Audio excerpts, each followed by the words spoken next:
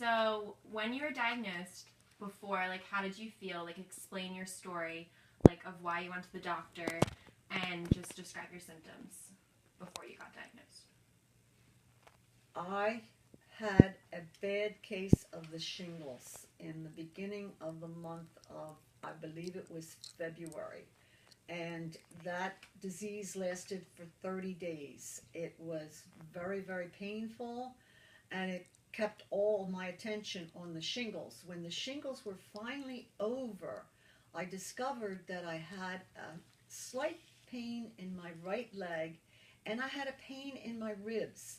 So I am a believer that if you rub things, they'll go away. So I rubbed my ribs and the pain went away. I rubbed my leg and the pain did not go away, and the pain became more and more intense. As I walked in and out of work, I started to decide that maybe I can't work anymore because the pain was very debilitating.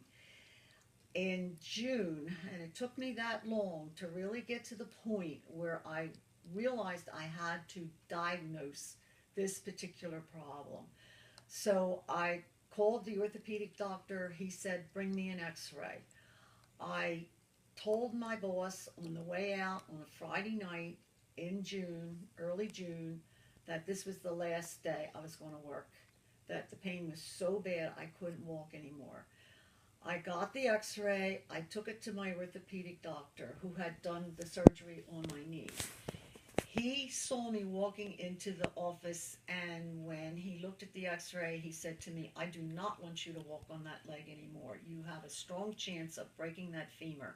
If you break that femur, you're going to be in a lot of trouble. It was the femur of my right leg where the pain was. So he said, get an MRI, you have to go for surgery. I asked him, and that was the purpose of my appointment with him. I asked him for the best expert in the city of Philadelphia. This doctor that he recommended had just been pulled from U of P. He was sent over, or he took a job over in Camden at the MD Anderson Cancer Center. His name was Dr. Richard Lockman. He was the expert at this particular operation that I needed. So we made an appointment. We went down to see him.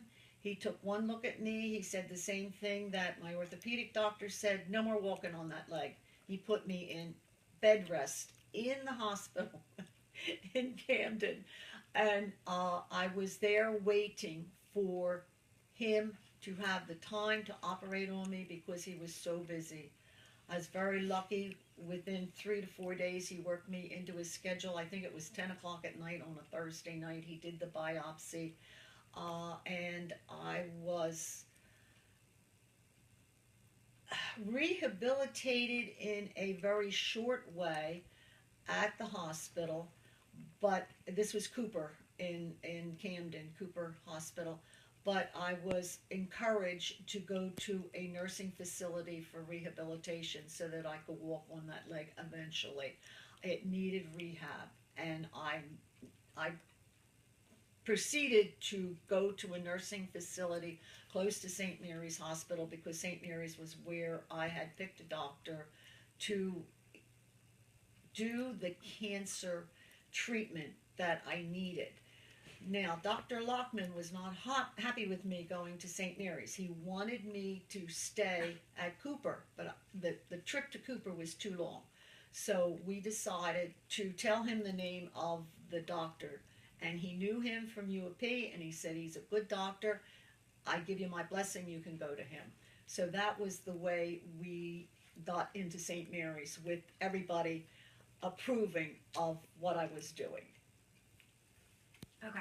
So, when your doctor told you that you had cancer, what was your initial reaction? And then mom was also with you. What was hers? When he told me I had multiple myeloma, I really had never heard of that. I didn't know what it was. I was then told that a bone marrow transplant would have cured it, but because I was 77 years old, they will not do a bone marrow transplant. They will only do it up to age 75. Uh, I was upset. My daughter started crying. I didn't know what I would be exposed to, or what would happen to me, or what the treatment was. And then the doctor kind of came to our aid and said, look, the life expectancy on this particular disease is 8 years. I can give you 8 years. And they're doing a tremendous amount of research on multiple myeloma. And he said, I believe that I will find out in the future that there is more life expectancy for you. But right now it is 8 years. And he said it is not contagious, uh, that it is not the type of cancer that you have to go and have everybody in the family tested to make sure that they're not carrying it, and that it is what it is, and I'm just going to have to deal with it. Okay, so when you were like in that appointment and he was telling you about your options, what treatment options did he give you initially? He gave me options of being treated in his cancer center there. They have a center right outside of his office where they do all types of, um, actually, I had to go get a port uh, so that they could pull blood quickly. They need a lot of blood every time I come in. They take 3 vials of blood, sometimes 4 for testing. I had to get that done. And then they use a lot of different medications. Unfortunately, I'm not as good at describing the medicine as my daughter is. I just know it's bags. It's an hour bag or it's a half an hour bag. And that's what they were doing, an hour bag, a half an hour bag, and then I would get the chemo in a needle. And that was, I had to go for treatment every week. I did that September, October, November, December, January, February, March.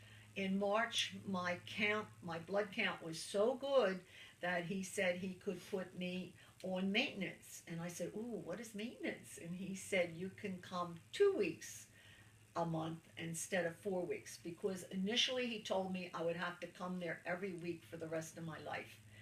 And 2 weeks out of the month is much better than 4 weeks. So I'm very happy. I'm on maintenance now. I've been on maintenance for a month and I'm doing very well. And I'm very happy with Dr. Levobic. I think he's wonderful. So what are the symptoms of your treatment? Uh, the chemo or one of the other medications, I'm not sure which, we haven't tied it down yet, makes my legs swell. Um, I get nauseous, but he's given me pills for nausea. Um, I'm tired. I'm tired. Basically, I'm tired, and I'm not sure that that's the chemo or that's the cancer, but I'm tired. I don't have the stamina that I had before, but I have been able to go back to work, and with the doctor's blessing, he thinks it's a good idea for me to be busy. So I'm very happy with the treatment that he's giving me. I'm more than happy with it. I'm able to drive, I'm able to maintain somewhat of a normal life, and I'm able to work. So is your leg pain greater with the treatment or has it gotten better? They gave me radiation for the pain in my leg, and I had 10 little short visits weekly for the radiation, and that was supposed to take, and I shouldn't say suppose, it did remove the pain. With the biopsy and the radiation, the pain was gone. It's just in the morning and when I'm really tired, I can feel that pain, and I'm not sure that it's not connected to maybe I did too much that day, maybe I walked too far, maybe I did something I shouldn't have. But I am fine with the way I feel, and I can say honestly I'm not in the pain that I was before the operations. So after you got the shingles and before you went to like the doctor, how long did you have the leg pain? I would say it started March, April, May. By the first week in June, I couldn't walk anymore. So I'm kind of a person who thinks that I could rub the pain away, and it didn't work. So after 3 months, I got the clue that the pain was not going to go away, and that I was going to have to do something. And when it got so bad I couldn't walk on the leg anymore, I got scared. And I called my orthopedic guy and I said, look, I got this problem. And he said, get an x-ray, come in. When he saw me, he said, no more walking. And he read the x-ray, get an MRI, and get down to an expert. So was the path I took. So when your doctor told you you had 8 years, like, what did you say? Or I what was thought- your reaction? I thought it was a pretty good amount of time because I am 77 years old and 8 years is a long time for me. The only problem with it is you know that you only have so much time, and knowing that makes it a lot scarier than when you don't know. When you're living a normal life, you don't know when you're going to die. In my case, I do know that I have 8 years. It might be less than 8 years. It could be 2 more years, more than eight, which would be 10. But I'm not sure of that. So it's a definite time period. So you know whatever you're going to have to do, you've got to do it within that time period, and it puts a little bit more pressure on you.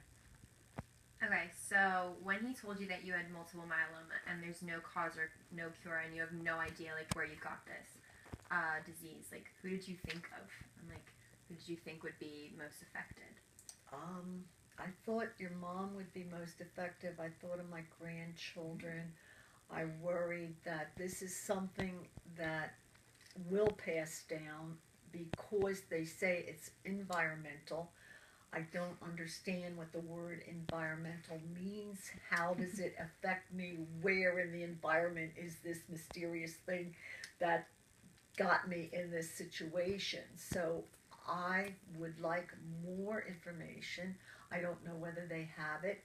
I will keep searching for it. I am thankful that it is curable. I am also thankful that it is not contagious. Uh, I'm not happy with it, but if I have anybody who has it or gets it, they can have that bone marrow transplant operation done. And I understand that your siblings are the ones who can donate the bone marrow, and that the donation is not really, really, really horrific. The operation for the patient is much more serious than the actual donation of the bone marrow. So it's definitely out there. It's possible people are getting it, and if you can't get it from a sibling, you can go on I'm sure there's a hotline someplace where you can go, but the donors are going to be few and far between, and the ones that will be good for you will be even more than few and far between. So that's a small option, but it is still a good option. All right. Since there's no known cause, but like a high risk factor is like environmental, but also it's like metal from replacements. Do you think you got this disease because of your knee replacements and your shoulder replacement? I'm sure that that's a real good possibility. I had this knee replacement done in my 50s. I have had this one done maybe 5 years later. The right was done first, the left was done 5 years later. Then I had a shoulder replacement, and I think every time you put something in your body that is not part of your body, it does something to you, and that's the chance you take. I mean, I wouldn't have been able to walk from the age of 50, so I took that chance. And if this is what I have to deal with, then that's it. So, what would you say is the hardest thing about this experience? The hardest thing is knowing that you have a limited amount of time, and the reaction of my daughter when she cried and when she asked, is it hereditary? No mother wants to leave a disease to their children, and that was the hardest thing for me. Describe your pain at its worst. Well, if you can't walk, it's pretty bad. And I was at work, and I wanted to go home, so the pain was awful. It was awful. It was horrific. I mean, every step was horrific, and you know that there's a chance that you'll get to a point where you will maybe fall down, and then you can't get up. So you have to get to where you're going and stay there until you can solve the problem. Is your pain only isolated in the right leg, or does it spread throughout your body? That's a real good question. In the beginning, it was all